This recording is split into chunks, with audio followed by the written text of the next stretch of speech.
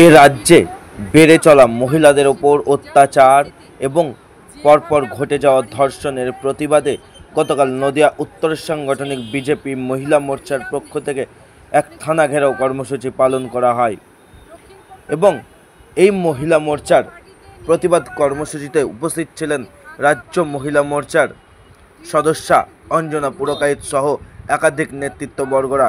আর সেই ছবি উঠে এলো আমাদের ক্যামেরায় এবং সবশেষে অঞ্জনা পুরকাইত রাজ্য মহিলা মোর্চার সদস্যা কি জানালেন শুনে নেব তার মুখ থেকেই। যেভাবে নির্যাতন করে, মানে অত্যাচারের মাত্রা কি ধরনের, তার গায়ে সিগারেটের ছ্যাঁকা দিয়ে সেই ভিডিও করে তার বাবার কাছে পাঠানো হচ্ছে।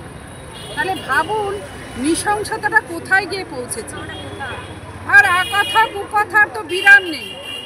কিছুদিন আগে শুনেছেন প্রধানমন্ত্রীর মাকে যে ধরনের কথা ওই রিজভি কংগ্রেসের নেতা, এই যে ইন্ডিজোটের নেতারা, ইন্ডিজোট আজকে কংগ্রেসের পেট থেকে তৃণমূল, সিপিএম এর পেট থেকে তৃণমূল, এই যে ইন্ডি গাঠবন্ধন, তারা যে ধরনের পশ্চিমবঙ্গের শাসন ব্যবস্থাকে কায়েম করতে চাইছে, যে তালিবানি ফতোয়া জারি করছে। মহুয়া মৈত্র একজন সংসদ, আজকে আমাদের স্বরাষ্ট্রমন্ত্রী, আজকে মহুয়া মৈত্ররও স্বরাষ্ট্রমন্ত্রী, তার গলা কাটার নিধান দিচ্ছে।